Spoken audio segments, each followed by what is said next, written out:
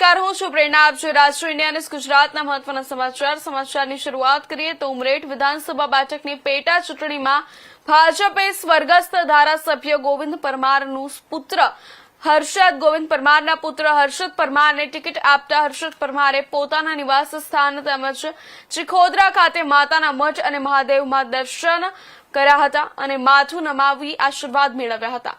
હર્ષદ પરમાર જિલ્લા ભાજપ કમલમ ખાતે પહોંચ્યા અને જિલ્લા પ્રમુખ સંજય પટેલ, કેબિનેટ મંત્રી રમણસિંહ સોલંકી અને ભાજપના પદાધિકારીઓએ અભિનંદન પાઠવ્યા હતા. અહીંયા હર્ષદ પરમાર ભાવુક બન્યા હતા.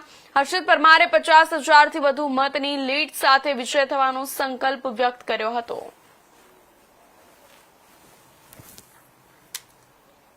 રાષ્ટ્રીય નેતૃત્વ ભારતીય જનતા પાર્ટી જે છે રાજ્યમાં ભારતીય જનતા પાર્ટીનું નેતૃત્વ છે, તો મારી પસંદગી કરીને મને જે ટિકિટ આપી છે એ બદલ હું પહેલાં તો સૌનો દિલથી હૃદયપૂર્વક ખૂબ ખૂબ આભાર વ્યક્ત કરું છું.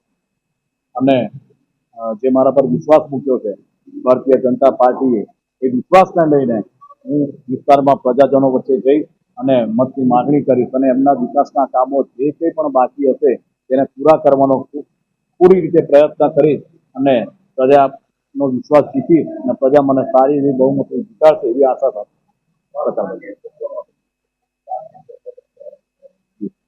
પક્ષના નેતૃત્વ માટે હું એટલું કહીશ કે જે મારા પર ભરોસો રાખ્યો છે એ આજે અને વર્ષો પછી પણ પક્ષને કોઈ પણ જગ્યાએ કોઈ પણ પ્રકારનું નુકસાન થાય કે થશે એવું કોઈને કામ કરવા પણ નહીં દઉં અને કરીશ પણ નહીં.